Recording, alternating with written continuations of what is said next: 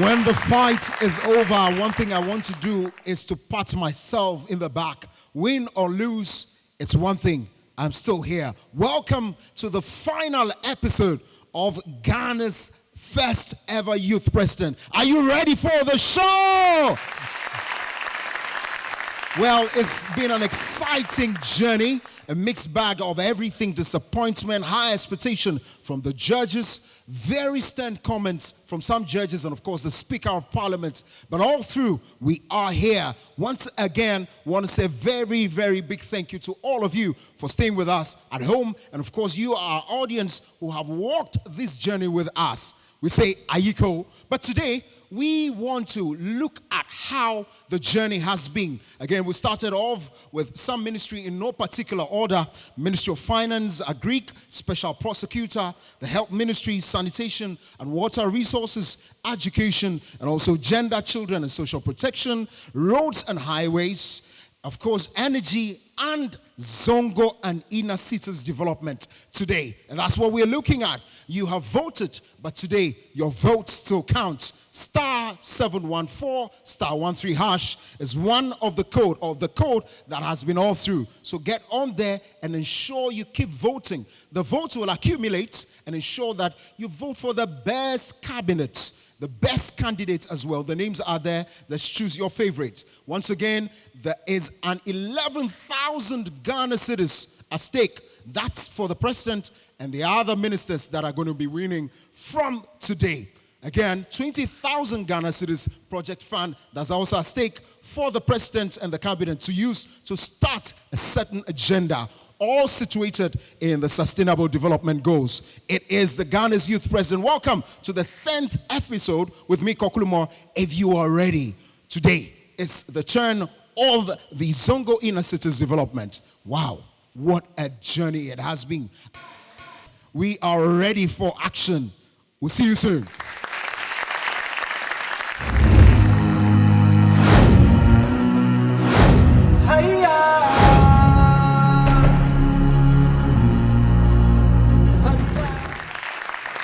All right, welcome back, and this is Ghana's Youth President with me, Kokulumo. Again, it's been an exciting time. 10 weeks, 10 exciting weeks of having to hear of ideas from our various sector ministers. Who was your favorite? I'm sure you're voting to ensure that all these points are accumulated for the final minister in each cabinet. We're excited to have you join us for the grand episode. But of course, there's a grand finale that will be up. It's going to be a live show where the presidents themselves, those aspiring to be presidents, will join us to share with us a holistic manifesto policy here on Ghana's Youth President. But of course, today is Inner Cities and ZONGO Development. Remember that the judges are still here with us. They are scoring 60%. You are doing so with 40% with star 714, star 13 hash. And that's why you need to vote for your favorite cabinet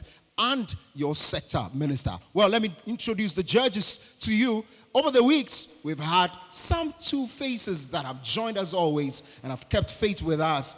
I am excited that they are here on the 10th episode. Mr. Jignesh Viradia is a businessman. He is here. And also, the CEO of Object Consults is also here with us, Mr. Michael Niyabo Anan. As I've always stated over the weeks, the highest authority here in the house is the Speaker of Parliament. Again, got replaced at some point, but she is back. Right Honorable Queen Boresa is here as well. Let me start off on this note. Let me share my thoughts with you. Again, I'm excited about this. I don't know why this ministry was created, but one thing I know is that there must be equity. And so nobody must be highly empowered than the other. Do you share the same sentiments with me? We see new reforms, new policies, new innovations which are up to the standard and which resolves the present issue. I see. Well, pressing issues are there. Have you seen any? You have a leaning towards the ruling government. But hey, do you think that the young people are going to put to bear all the things you're expecting? Well, I expect the best them. This is a ministry created for the most vulnerable people in Right. our society. Right. So I expect a lot see. out of that. Yeah. All right, let's move now to Queen Boresa, Right Honorable the Speaker of Parliament. And now, tell us your expectation. I want members to put in their best and give us policies that are geared towards reducing inequality and bridging the inequality lacuna between people in the Zongo communities and people in other areas of our country. I see. I wish them best of luck. Absolutely. Let's see if they're up to the task. A round of applause for our judges and the Speaker of Parliament. Well, it's a good time to zoom into action. Let's hear from them. They are ready with their skills, their dexterity, and of course, their oomph. Let's welcome from Gold Coast Cabinet, Portia Nanama Edupon. On the battlefield of ideas, we have her locking horns with Ya Asantewa's cabinet, Ajaho Nicholas. Ladies and gentlemen, it's now time to hear from them. Will they convince you? Remember to keep voting. *714 *13 hash. Edupon, are you ready? 6 minutes for ladies. Portia Nanama Edupon, take it away. Madam Speaker, panel of judges, majority and minority leadership, members of the esteemed Gold Coast Cabinet, fellow aspirants, all protocols duly observed. I am humbled before this August House to bring the policy document of the Ministry of Inner Cities and Zongo Development. Honorable Portia Nanama Edupon is my name. I commend the incumbent government for his efforts and the current minister for Zongo and Inner Cities, Dr. Mustafa Hamid, for their efforts in solving issues towards Zongo and Inner Cities development. Our goal as a ministry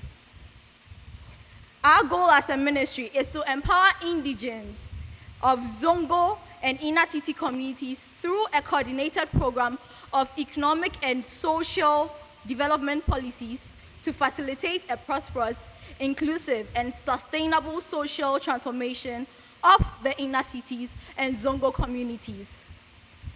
Madam Speaker, the Ministry of Inner City and Zongo Development has approximated 4.6 million Ghanaians as living in Zongos and inner cities.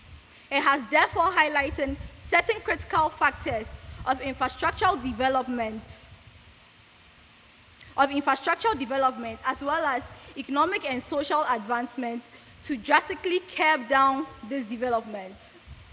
Areas of health, sanitation, education, as well as employment opportunities through skills and business development have been deemed as vital to this cause. A total budgetary allocation of 120 million cedis and partnership with identified companies stated subsequently in this policy document can make this project feasible. The livelihood of Zongo and inner city inhabitants depends gravely on the nature of health infrastructure available to them. A sick population, as we all know, is not a productive population. Hence, all issues regarding health living of such inhabitants have to be put into critical perspective.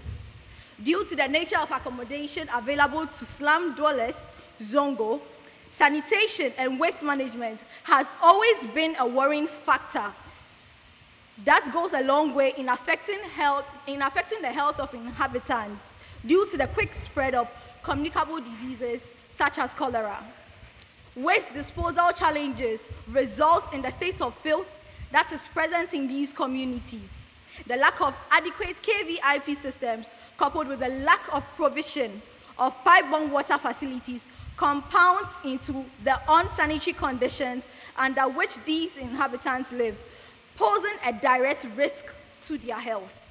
To climax this unfortunate situation, the prevalent occurrence of inadequate and under-equipped healthcare facilities in such communities only adds more salt to the injury. The extremely low rates of life expectancy in these areas is an outcome. Madam Speaker, in addressing the issue of sanitation, the construction of 14 recycling plants as well as 55 biodigester toilets in these communities will drastically reduce the levels of filth present, thus reducing the rates and spread of communicable diseases and other diseases in these areas.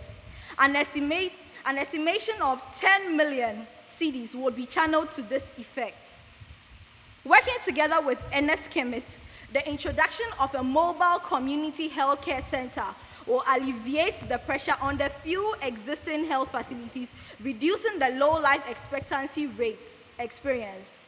Implemented on a pilot basis in 5 regions, 40 million cedis will be diverted for this cause.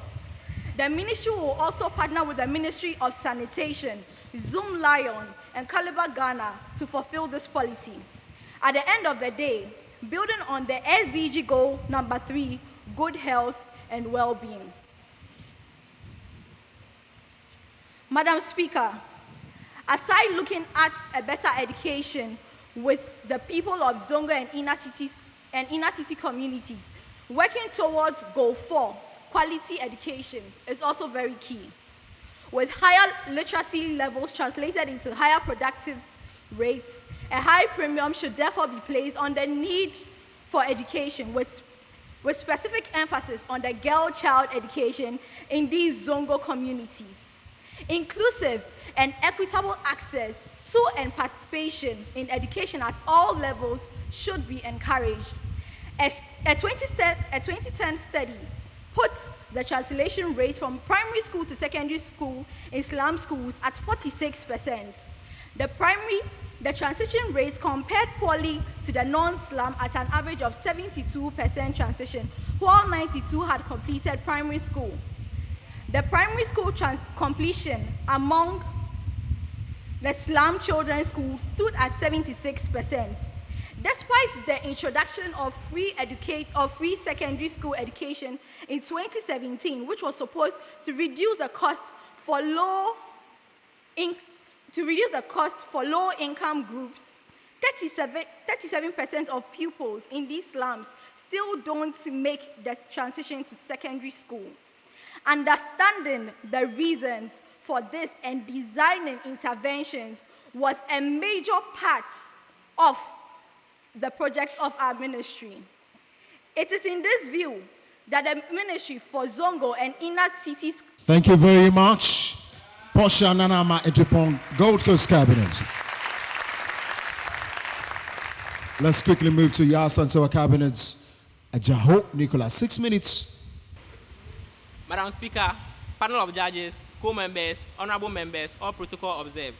I bring you greetings from the Yasantoa Cabinet, the only Asantua and then the warrior among the men. I am in the person of Ajawa Nicholas, MP for New Japan South constituency, and I take it as a great honor to stand before this house to present my manifesto as the Minister for Inner Cities and Zongo Development.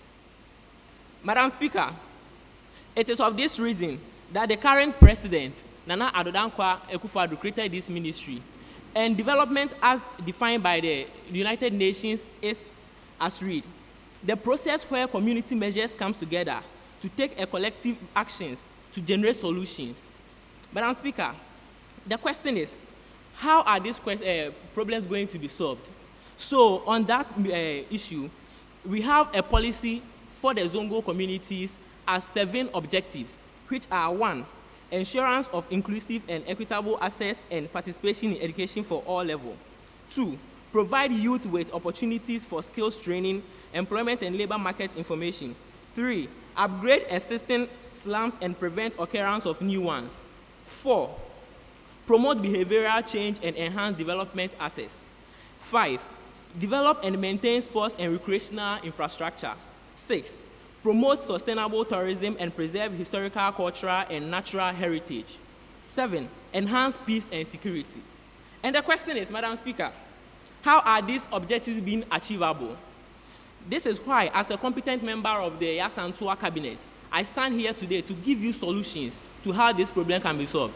In reality, when you go to the Zongo communities, you will find that there is high illiteracy rate, there is economic problem, and there is also extortion of peace and security within these communities.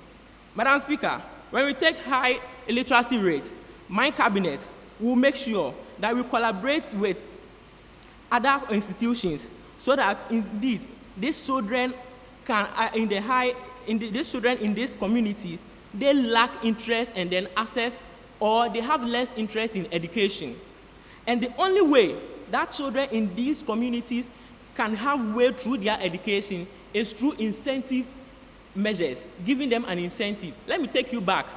Way back when the country was lacking nurses and trained teachers in the country, there was a policy that we should give an allowance to these sectors so that he who comes there and trained will get the allowance. Madam Speaker, you know for sure that that pushed many people into the nursing and then the teacher training sector. Madam Speaker, so for this reason, my initiative as bringing this incentive is being collaborating with the private companies such as Indomie Ghana. And you all know for sure that children in Ghana like Indomie. Madam Speaker, don't you also like Indomie? We all like Indomie.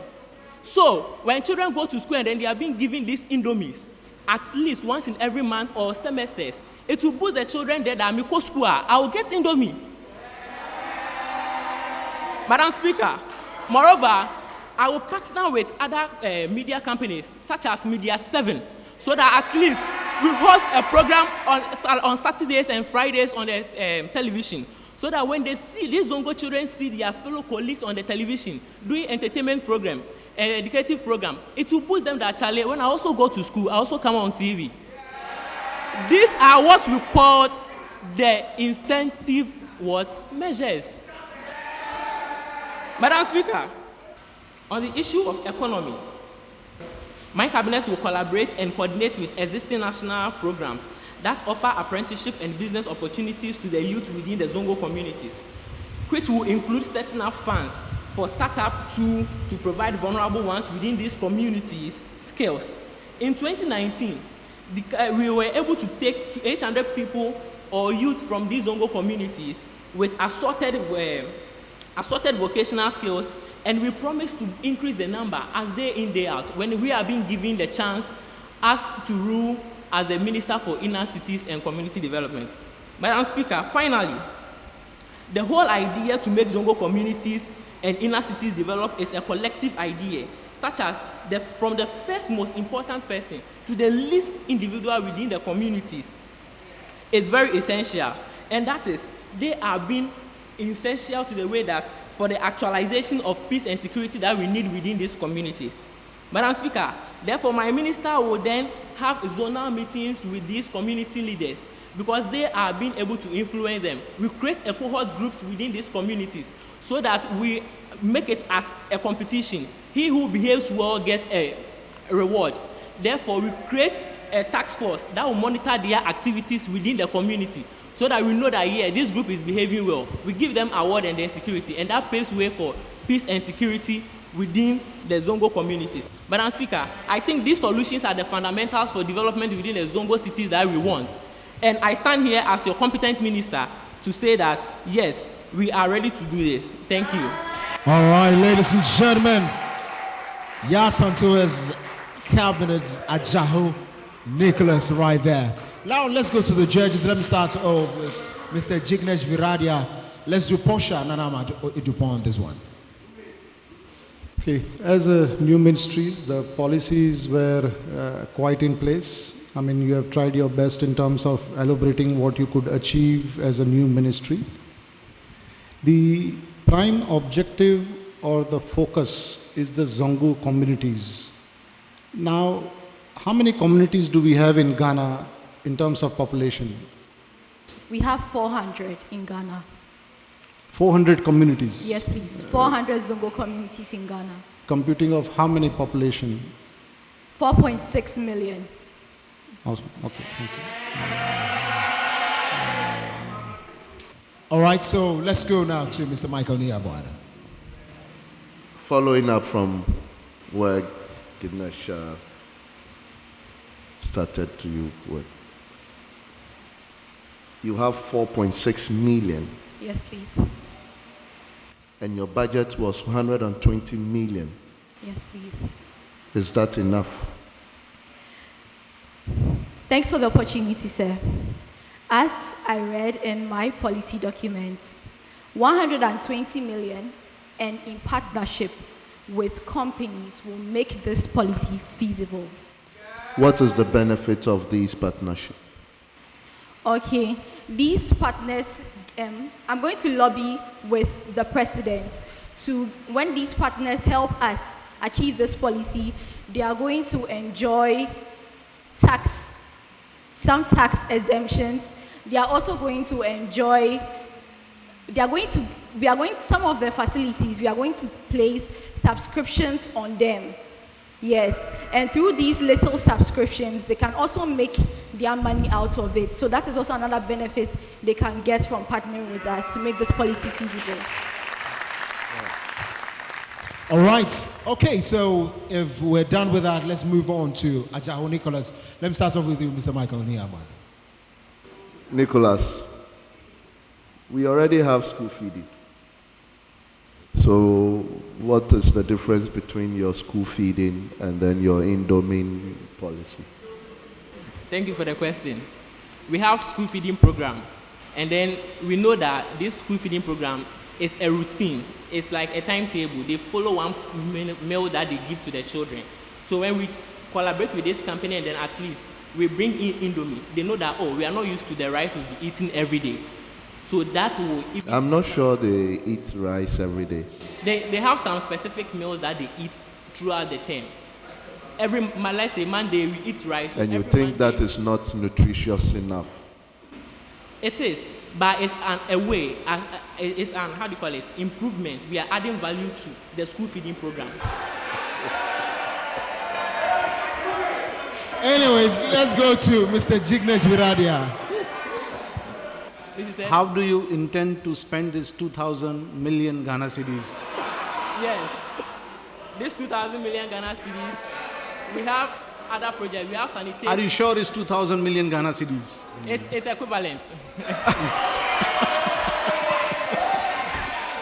Please, the question again. You said that you have formed the ZONGO Development Fund and other fund. So what is the objective and difference between your ministry in terms of functionalities and the ZONGO Development Fund? The ZONGO Development Fund, in relation to our policies, will help. That will be our source of funding, our basic source of funding to help achieve our objectives for the ZONGO communities. Thank you. All right, ladies and gentlemen. Well, so if you want Ajaho Nicholas from Yasantua cabinet to gain more points, one thing you have to do is to vote. Also, if you do think that Posha Nanama Edupon from Gold Coast cabinet would accumulate more points from you, *714 *13#. Ladies and gentlemen, a round of applause for them once again.